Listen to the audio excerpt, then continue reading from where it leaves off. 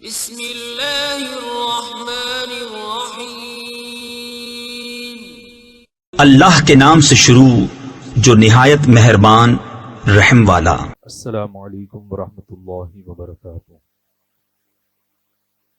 نحمده ونصلي ونسلم على رسوله الكريم اما بعد فاعوذ باللہ من الشیطان الرجیم بسم اللہ الرحمن الرحیم ان اللہ وملائکته یصلون علی النبی یا ایہا الذین آمنوا صلوا علیہ وسلموا تسلیما۔ اللہم صل علی سیدنا و مولانا محمد معدن الجود والکرم وآلہ وبارک وسلم۔ حضرت سیدنا ہاشم جو ہمارے آقا صلی اللہ تعالی علیہ وسلم کے پردادا ہیں، اللہ تبارک و تعالی نے ان کو بڑی صلاحیتوں سے نوازا تھا، اور اللہ تعالی نے آپ کو امیہ کے مقابلے میں فتح بھی عطا فرمائی۔ سرداروں کی جہاں دیگر خصائل اور دوسری صفتیں آپ کے اندر تھیں، انہی میں سے تجارت کی مہارت بھی آپ کے اندر اللہ تبارک و تعالی نے ودیت فرمائی تھی۔ کاروباری نقطے اور اچھے کاروبار کے لیے بہترین سے بہترین تدبیریں اللہ تبارک و تعالی نے آپ کو عطا فرمائی تھی۔ پہلے کے زمانے میں تجارت کے لیے ایک شہر سے دوسرے شہر، ایک ملک سے دوسرے ملک جو سفر کیا جاتا تھا وہ بہت دشوار ہوتا تھا، کیونکہ جو تجارتی قافلے ہوتے تھے ان کے پاس ساز و سامان ہوتا، اور راہ میں رہزنوں کا بڑا خوف ہوتا تھا جو قافلوں کو لوٹ لیا کرتے تھے۔ تو اس لیے ایک تو سفر ویسے بھی دشوار، اور اس پر ہر وقت جان کا خطرہ کہ کب کہاں سے دشمن حملہ کر دے، اس لیے لوگ سفر کرنے سے ڈرتے تھے۔ اللہ تبارک و تعالی نے حضرت ہاشم کو تجارت کی جو بھرپور صلاحیتیں عطا فرمائی تھیں، اسی کو استعمال کرتے ہوئے آپ نے دور اندیشی سے مکہ والوں کو ایک مشورہ دیا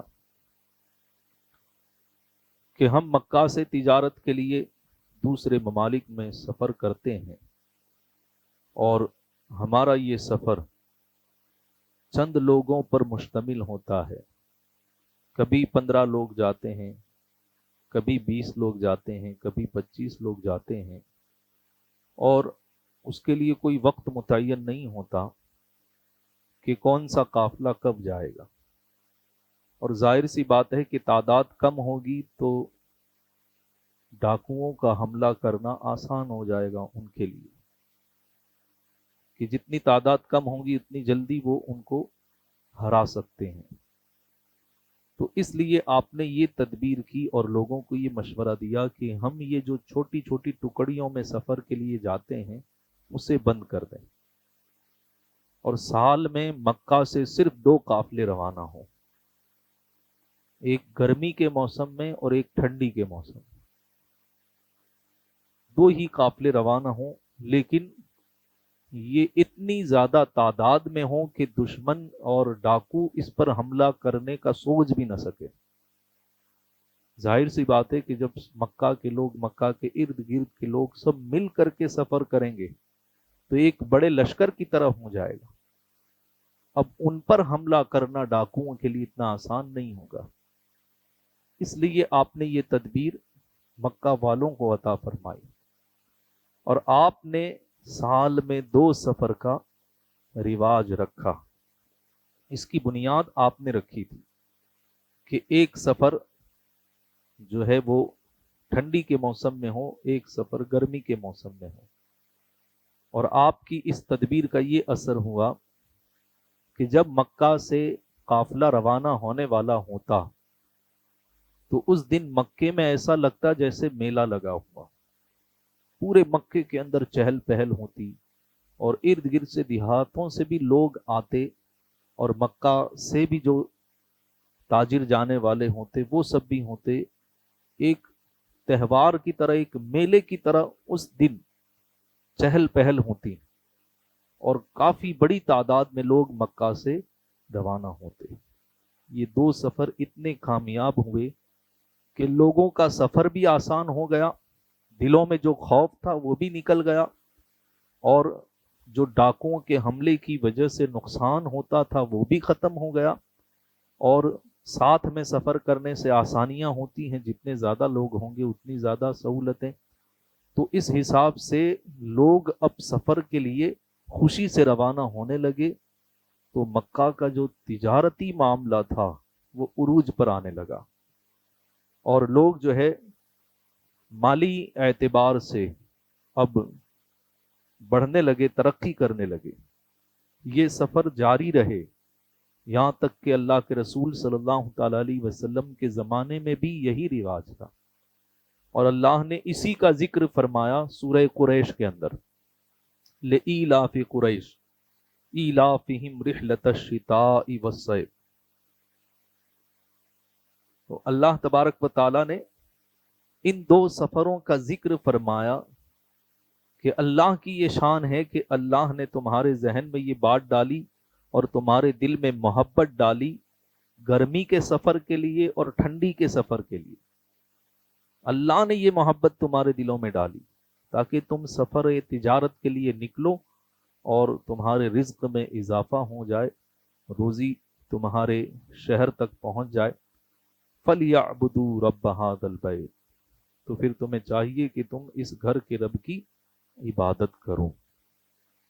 تو اس سے پتہ چلا کہ اللہ تبارک و تعالیٰ کی نعمتیں ملتی ہیں قوم کے سرداروں کی تدبیر کی صورت میں بھی، کہ حضرت ہاشم کے ذہن میں اللہ تعالیٰ نے یہ تدبیر ڈالی، یہ آئیڈیا ان کے ذہن میں آیا، اور پھر انہوں نے لوگوں تک پہنچایا، لوگوں کا اس سے بھلا ہوا۔ تو یہ بھی آپ کی صلاحیتوں میں سے ایک صلاحیت ہے۔ اسی لیے کسی شاعر نے، عربی شاعر نے آپ کے بارے میں یہ کہا، عمرو الذی حشم الثرید لقومہ، آگے مکمل شعر ہے ابن ہشام کے اندر، کہ ہاشم وہ شخص ہے جس نے مکہ مکرمہ میں اپنی قحط زدہ اور بھوک سے نڈھال قوم کے لیے سرید تیار کیا، جس کا ذکر میں نے پہلے کیا تھا، اور موسم سرما اور موسم گرما میں دو تجارتی سفروں کی بنیاد ڈالی۔ تو یہ بنیاد ڈالنے والے بھی حضرت ہاشم ہے۔ حضرت ہاشم خود اس سفر کے لیے روانہ ہوتے، یہ سفر ملک شام کی طرف ہوتا۔ خود حضور کے زمانے میں بھی اللہ کے رسول خود ملک شام کی طرف تشریف لے گئے تھے، زندگی میں تقریباً 2 مرتبہ حضور نے ملک شام کا سفر کیا ہے۔ تو آپ کے جو پردادا ہیں حضرت ہاشم، انہوں نے بھی ملک شام کی طرف سفر کیا۔ ملک شام کے راستے میں مدینہ منورہ بھی پڑتا تھا، اس زمانے میں اس کو یثرب کہا جاتا، لیکن آج ہم اسے یثرب نہیں کہہ سکتے، اجازت نہیں ہے، اس لیے میں اس کو مدینہ منورہ کہوں گا۔ تو راستے میں مدینہ منورہ ہوتے ہوئے جانا ہوتا۔ حضرت ہاشم جب مدینہ منورہ پہنچے تو آپ نے وہاں پڑاؤ کیا۔ اب مکہ کے ایک بڑی شان والے سردار جب مدینے میں پہنچیں گے تو پھر اس علاقے کے جو بڑے سردار ہوں گے وہ ان کا استقبال کریں گے اور ان کی مہمان نوازی کریں گے۔ تو مدینہ کے اندر جو سب سے بڑے سردار تھے عمرو بن لبید، جو بہت ہی مالی حیثیت سے بھی اور حسب و نسب کے حساب سے بھی بہت ہی اعلیٰ منصب پر تھے، انہوں نے حضرت ہاشم کی مہمان نوازی کی، اپنے یہاں انہیں ٹھہرایا۔ یہ عمرو بن لبید جو ہیں، ان کے یہاں ایک ان کی شہزادی تھی جن کا نام سلمہ تھا، اور وہ اپنی بیٹی کے لیے ایک لائق رشتے کی تلاش میں تھے کہ جو ان کے حسب و نسب اور ان کی جو سرداری کی حیثیت تھی اس کے مطابق ہوں. جب حضرت ہاشم وہاں پر ٹھہرے اور انہوں نے ان کے اخلاق اور ان کی شان و شوکت کو دیکھا اور حضرت ہاشم کے سامنے بیٹی کا یہ تذکرہ بھی ہوا تو اس پر حضرت ہاشم نے سامنے سے پیغام بھیجا کہ میں آپ کی بیٹی سے شادی کرنا چاہتا ہوں. تو پھر اس میں دیری ہی کیا تھی، وہ تو منتظر تھے. فوراً انہوں نے یہ رشتہ قبول کر لیا، لیکن ایک شرط رکھی کہ میں اپنی بیٹی سے بہت محبت کرتا ہوں تو میری بیٹی مدینے میں ہی رہے گی. آپ مدینے میں تشریف لائیں اور اس سے ملاقات کریں. یہ اپنے بال بچوں کے ساتھ میکے میں رہے گی، مدینے میں رہے گی. حضرت ہاشم نے یہ شرط قبول کر لی اور پھر وہاں شادی ہوئی. اور شادی ہونے کے بعد پھر آپ ملک شام تشریف لے گئے. جس تجارت کی غرض سے نکلے تھے، سفر آگے آپ نے مکمل کیا. تجارت کر کے جب واپس آئے پھر مدینے میں آپ ٹھہرے اور پھر اپنی بیوی کو لے کر کے مکہ تشریف لائے. کچھ دن کے لیے اجازت لے کر کے انہیں مکہ لے آئے، یہاں پر رہے کچھ عرصہ. اس کے بعد اب دوسرا تجارتی سفر کرنا تھا، اس لیے پھر وہ روانہ ہوئے، مدینہ پہنچے. مدینہ میں اپنی اہلیہ سلمہ کو وہاں رکھا اور پھر وہ تجارتی سفر کے لیے روانہ ہوئے. اللہ کو یہی منظور تھا کہ اب حضرت ہاشم کی ملاقات اپنی بیوی سے نہیں ہونے والی تھی. وہ تجارتی سفر کے لیے گئے، واپسی میں سخت بیمار ہوئے اور مقام غزہ میں آپ کی وفات ہوئی اور وہیں پر آپ کو دفن کر دیا گیا. تو جوانی میں ہی حضرت ہاشم کی وفات ہو گئی. ادھر جو بیوی تھی سلمہ وہ امید سے تھی. ایک تو یہ شوہر کی وفات کا غم تھا اور ایک طرف امید سے بھی تھی. تو بہت زیادہ غمگین رہنے لگی، یہاں تک کہ پھر اللہ تبارک و تعالیٰ نے انہیں ایک بیٹا عطا فرمایا کہ جو شکل و صورت میں حضرت ہاشم کے مشابہ تھا. اس لیے ماں نے اپنے بیٹے کا نام شیبہ رکھا.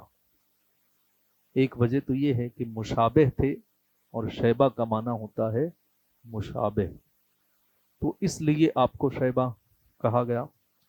ایک وجہ یہ بھی بتائی گئی کہ جب آپ پیدا ہوئے تو آپ کے سر میں بال جو تھے وہ سفیدی مائل تھے. ایسا ہوتا ہے نا جیسے وہ انگلش بچوں کے جو بال ہوتے ہیں انگریزوں کے تو وہ سفیدی کی طرف مائل ہوتے ہیں. تو آپ حسن و جمال میں بھی بہترین تھے اور آپ کے بال بھی سفیدی کی طرف مائل تھے. تو شیبہ سفیدی کو بھی کہتے ہیں، جس شخص کے بال سفید ہوں تو ایسے شخص کو بھی شیبہ کہتے ہیں. تو اس لیے آپ کا نام شیبہ رکھا گیا. تو آپ کی پرورش ماں نے کی اور چونکہ پیدا ہوتے ہی یتیم تھے، ماں بھی بے پناہ محبت کرتی اور جو ماموں تھے ان کے وہ بھی ان سے بہت زیادہ محبت کرتے تھے. اب سلمہ کے دن کٹنے لگے کہ حضرت ہاشم جن کا انتقال ہو چکا تھا ان کی یادگار ان کے پاس تھی. ان کی تربیت کرتی رہیں. ان کے اندر چونکہ سردار کے بیٹے تھے اس لیے سردار کی صفتیں اللہ تعالیٰ نے پہلے سے ان کے اندر رکھی. اور ظاہر سی بات ہے کہ یہ ساری صفتیں کیوں نہ ہوں کہ اب نور مصطفیٰ ان کی طرف منتقل ہو چکا تھا، حضرت شیبہ کی طرف. یہ اتنے زیادہ باصلاحیت تھے کہ اپنے دوستوں کے اندر ہوتا ہے نا کہ بچے کھیلتے ہیں. آج کے زمانے میں تو یہ موبائل نکل چکا ہے، اس کی وجہ سے اب بچوں کا کھیلنا یہ کم متصور ہو رہا ہے. تو اس زمانے میں بچے آپس میں مل کر کے کھیلتے ہیں. تو جب بچوں کے ساتھ یہ کھیلتے تو دیکھنے والے کو محسوس ہوتا کہ گویا یہ بچوں کا سردار ہے. وہ انداز ہوتا ان کا. اور ہر چیز میں اللہ نے چونکہ صلاحیت عطا فرمائی تھی، جب بچے مقابلہ کرتے تو ہمیشہ سب بچوں پر یہ سبقت لے جاتے. ان کا تیر اندازی بھی جب کی جاتی تو ان کا تیر سب سے آگے جاتا، ان سے آگے کسی کا بھی تیر نہیں جا پاتا، اور نشانے پر بھی ان کا تیر لگتا. تیر اندازی کا مقابلہ ہوتا، اس میں بھی آپ جو ہے سب سے سبقت لے جاتے. تو بچپن ہی سے آپ کے اندر یہ صلاحیتیں تھیں. اور کتابوں میں لکھا ہے کہ جب آپ کمان کے اندر تیر کو کھینچتے اور تیر چلاتے تو یہ کہتے ہوئے چلاتے کہ میں بطحا کے سردار کا بیٹا ہوں، میں ہاشم کا بیٹا ہوں، کس میں ہمت ہے کہ میرا مقابلہ کر سکے. یہ کہہ کر کے آپ تیر چلاتے. یعنی انہیں بھی احساس تھا کہ میں ایک سردار کا بیٹا ہوں تو میرے اندر سردار والی صفتیں ہونی چاہیے. تو معمول کے مطابق یہ حضرت شیبہ جو تھے وہ بچوں کے اندر کھیل رہے تھے کہ ایک دن حارثی نام کا ایک شخص جو مکہ سے تجارت کے لیے جا رہا تھا، مدینہ سے اس کا گزر ہوا، اس نے بچوں کے اندر کھیلتے ہوئے دیکھا، نظر پڑی، پوچھنے کی ضرورت محسوس نہیں ہوئی. وہ سمجھ گیا کہ یہ مکہ کے سردار حضرت ہاشم کا بیٹا ہے. وہ دیکھتا رہا کافی دیر تک، حضرت ہاشم کو دیکھتا رہا بچوں میں کھیلتے ہوئے. پھر اس نے اپنا سفر ملتوی کیا اور کہا کہ اتنا باصلاحیت لڑکا مدینے میں ہے، اور وہاں اس کے جو چچا ہیں حضرت ہاشم کے 3 بھائی تھے، ان میں جو سب سے چھوٹے تھے ان کا نام مطلب تھا. تو ہاشم اور مطلب میں بہت زیادہ محبت تھی. یہ دونوں بھائی، حالانکہ ہاشم سب سے بڑے تھے اور مطلب سب سے چھوٹے تھے، لیکن دوسرے بھائیوں کی بنسبت ان دونوں کا یارانہ اور ان دونوں کی محبت مشہور تھی. تو حارثی نے کہا کہ ان کے چچا کو تو پتہ ہی نہیں ہے کہ اتنا لائق اور اتنا صلاحیتوں والا بیٹا ان کا یہاں مدینہ میں ہے. وہ فوراً گیا، وہیں سے واپس ہوا، اور پھر حضرت ہاشم کے بیٹے کے بارے میں اس شخص نے، حارثی نے، مطلب کے سامنے جو تاثر پیش کیا وہ میں آپ کو کتاب سے پڑھ کر کے سنانا چاہتا ہوں. حارثی نے جا کر کے مطلب سے کہا کہ میں یثرب سے آ رہا ہوں، یعنی مدینہ سے. وہاں ہاشم کے بیٹے کو دیکھا، وہ جسمانی صحت اور شکل و صورت کے علاوہ ذہانت، فطانت اور عادات و اطوار میں بھی سب سے مختلف ہے. ہاشم کا بیٹا ہونے کا اسے احساس اور فخر ہے. وہ بڑی شان سے اس کا اظہار کرتا ہے. ایسے بچے کا اس دیہاتی ماحول میں رہنا درست نہیں ہے. یعنی بنسبت مکہ کے مدینہ کا ماحول جو تھا وہ دیہاتی تھا. تو کہا کہ دیہاتی ماحول میں، یعنی گاؤں کے ماحول میں بچے کا رہنا مناسب نہیں ہے. یہاں آ کر وہ بہت کچھ سیکھ سکتا ہے، یعنی مکہ میں آ کر کے وہ بہت کچھ سیکھ سکتا ہے. اس میں ایک اعلیٰ پائے کا سردار اور قائد بننے کے تمام جوہر موجود ہیں. مجھے بڑا افسوس ہے کہ تم نے اتنے عرصے سے اپنے بھائی کی اس یادگار کی طرف کوئی توجہ نہیں دی. میں کہتا ہوں کہ وقت ضائع کیے بغیر ابھی جاؤ اور اسے فوراً لے کر کے آؤ. یہ جو ہے حارثی نے کہا کہ وہ بچہ وہاں رہتا ہے، اسے تو سرداروں میں رہنا چاہیے. تم سارے بھائی یہاں پر ہو، سردار یہاں ہے، اور وہ سرداری کی صلاحیت رکھنے والا بچہ دیہات میں رہ رہا ہے، اسے فوراً یہاں پر لے کر کے آؤ.